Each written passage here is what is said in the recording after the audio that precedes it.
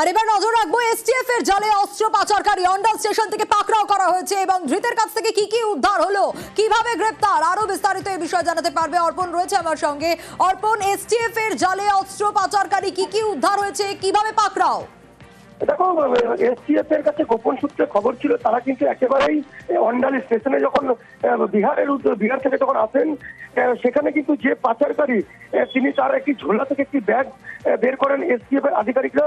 তারপর সেখান থেকে কিন্তু বিপুল পরিমাণে প্রায় যেটা সূত্রে জানা যাচ্ছে যে 10টির মতো আগ্নেয়াস্ত্র অর্থাৎ ওয়ান শটের পিস্তল সেখান থেকে উদ্ধার করে এবং ধৃতকে কিন্তু আজ আসানসোল আদালতে তোলা হবে এমনটা জানা যাচ্ছে। যদিও এসটিএফ এর আধিকারিক সূত্রে যেটা জানা যাচ্ছে যে তাদের কাছে অগ্রিম খবর ছিল এবং বিহার থেকে যে আসছিল যে ব্যক্তি আগ্নেয়াস্ত্র নিয়ে আসছিল তার সাথে অন্য কেউ রয়েছে কিনা এবং এগুলি কোথায় নিয়ে যাওয়া ছিল তাও কিন্তু তদন্ত করছে পুলিশ এবং এসটিএফ এর যারা আধিকারিক রয়েছে। বেশ,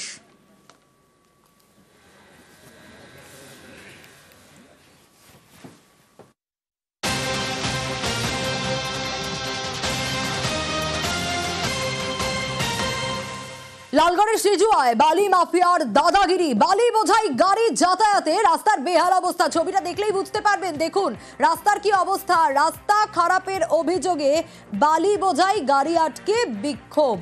রীতিমতো স্থানীয়রা রেগে যাবেন, সেটাই স্বাভাবিক যে এরকম পরিস্থিতি তৈরি হয়েছে।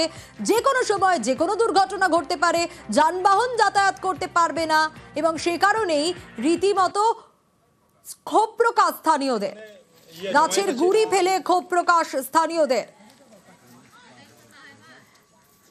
এইরকম বেহাল অবস্থা রাস্তার, কেন, কি কারণ, কি ব্যবস্থা নেওয়া হবে? রাজু রয়েছে আমার সঙ্গে, আরো বিস্তারিত জানাবে। রাজু, বালি মাফিয়ার হুমকি অবরোধ হটানোর জন্য স্থানীয়দের, কিন্তু এই খারাপ কাজটা তো তাদের জন্যই হয়েছে। একদমই সোনিয়া, কারণ এখানকার যে বালি মাফিয়ারা রয়েছে তারাই মূলত এই খারাপ কাজটি করেছে এবং রাস্তার বেহাল দশা করেছে, যা নিয়ে স্থানীয় প্রশাসনকে বারংবার স্থানীয় মানুষজন জানাচ্ছেন, তারপরেও কোনো ব্যবস্থা হয়নি।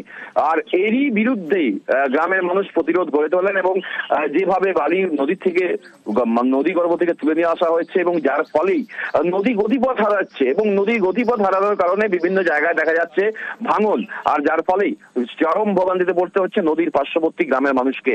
এই বালি যে অবৈধভাবে তোলা হচ্ছে তারই প্রতিরোধ করতে গেছিলেন গ্রামবাসীরা, কারণ এখান থেকে যে বৈধ টেন্ডার রয়েছে, বৈধভাবে বালিতে করে গাড়িতে করে বালি পাচার করার কথা রয়েছে, সেখানে অবৈধভাবেও বালি পাচার হচ্ছে। যেটা দেখা গেছে যেখানে যে সিও গুলো পাওয়া গেছে সেখানে অনেক সিওই অবৈধ এবং সেই প্রশাসন কি বলছে? প্রশাসন এই বিষয় নিয়ে তদন্ত শুরু করেছে। ইতিমধ্যে আমরা জেলা প্রশাসনের সাথে কথা বলেছি, সেখানে তারা জানিয়েছেন আমরা এই বিষয়টা তদন্ত করে দেখছি এবং এই যে ঘটনা ঘটেছে এর পেছনে কি কারণ রয়েছে এবং এখান থেকে যদি অবৈধ বালি পাচার হচ্ছে তারও ব্যবস্থা নেওয়া হবে।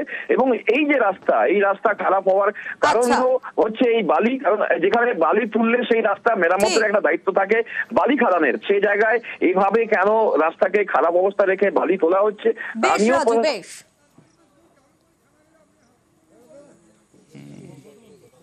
প্রায় 60-70 জনের মতো লেটেল বাহিনী এসছিল, যারা মানে জোরপূর্বক বালিগাড়ি বের করে নিয়ে যেতে চাইছিল।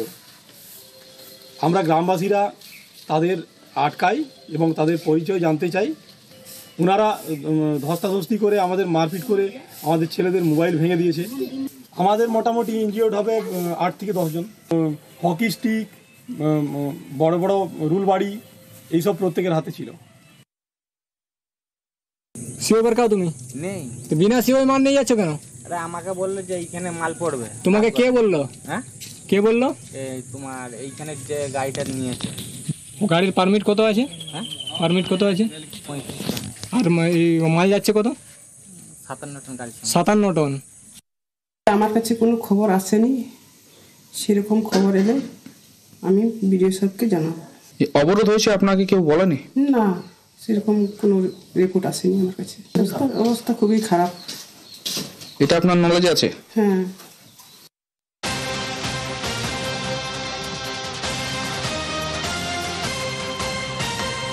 আর সল্টলেকে সরকারি আইনজীবী ও ছেলেকে মার, হাইকোর্টের সরকারি আইনজীবীকে মারধরের অভিযোগ, হাইকোর্টের আইনজীবী এমএন রায়কে মারধরের অভিযোগ। আরো বিস্তারিত রৌনক জানাতে পারবে। রৌনক, কি কারণ, কারা এই ঘটনা ঘটালেন, কাদের বিরুদ্ধে অভিযোগ, কেনই বা ঘটালেন? একেবারে পুলিশের এএসআই এবং আইনশৃঙ্খলা সিভিক পুলিশের বিরুদ্ধে অভিযোগ। পরিবারের তরফ থেকে বলা হচ্ছে গতকাল রাত 10:30 নাগাদ যখন আইনজীবীর ছেলে তার গাড়ি আনতে যায়, ঠিক তখনই পুলিশ তাকে বাধা দেয়, একাধিক প্রশ্ন করে, তারপরে পুলিশের সামনে তার বছর মাস কিছু না বলবে তাকে নাকি মারধর করা হয় এবং যখন আইনজীবী তার ছেলেকে বাঁচাতে যায় তাকেও ধরে মারধর করা হয়। এই কারণে তার কোমরের হাত ফ্র্যাকচার হয়েছে এবং এখন আপনাকে একটি বেসরকারি হাসপাতালে তিনি চিকিৎসাধীন রয়েছে। এবং যে গুরুতর অভিযোগ পরিবার করছে, তখন পুলিশের দ্বারা কমপ্লেন করার চেষ্টা করেন, তখন নাকি তার সাথে পুলিশের তরফ থেকে বলা হয় যাতে কোনো রকম অভিযোগ না করা হয়। এবং বলা হচ্ছে যে জায়গায় ঘটনা ঘটেছে, দীর্ঘদিন ধরে পুলিশ এই জায়গাতে নাকি টাকা চলতো, এই ধরনের অভিযোগ নিয়ে আসা হচ্ছে সামনে। এবং একজন এএসআইয়ের বিরুদ্ধে তারা অভিযোগ করছেন যে আইনজীবীর ছেলে এবং আরো একজন আত্মকে বেধড়ক মারধর করা হয়েছে এবং এখনো কিন্তু গুরুতর জখম অবস্থা, বেসরকারি হাসপাতালে ভর্তি হয়েছে হাইকোর্টের আইনজীবী। বেশ,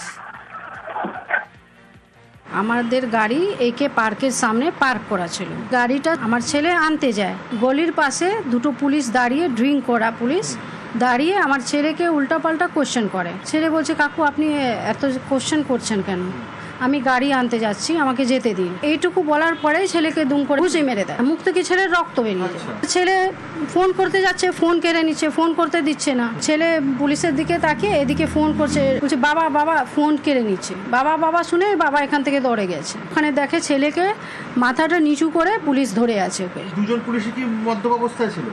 একজন ছিল তুষার বলে একটা এএসআই, একজন সিভিক ছিল। হাজব্যান্ড যখন দৌড়ে যায়, হাজব্যান্ডকে ধাক্কা মেরে দেয়, ওর বোনটা ফ্র্যাকচার হয়েছে।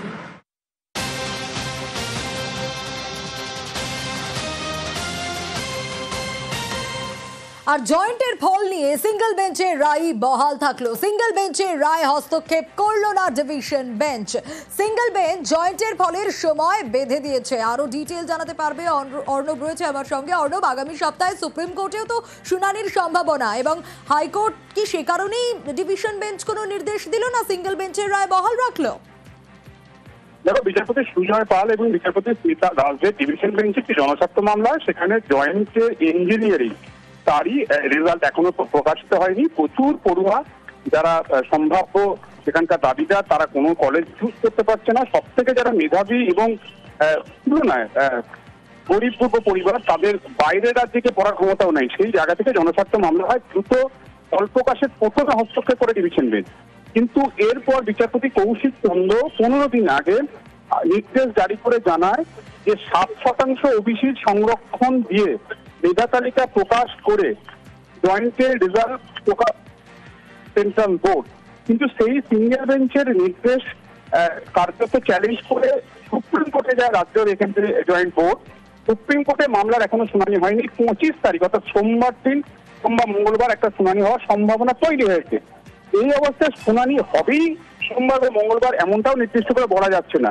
আজকে ডিভিশন বেঞ্চটি মামলাটি এলে বিচারপতি সুজয় পাল বলেন, যদি সিঙ্গেল বেঞ্চ এরকম নির্দেশ দিয়ে থাকে এবং তার সময়সীমা প্রায় অতিক্রান্ত 15 দিন হয়ে গিয়ে থাকে, তাহলে তো ফল প্রকাশ হয়ে যাওয়ার কথা।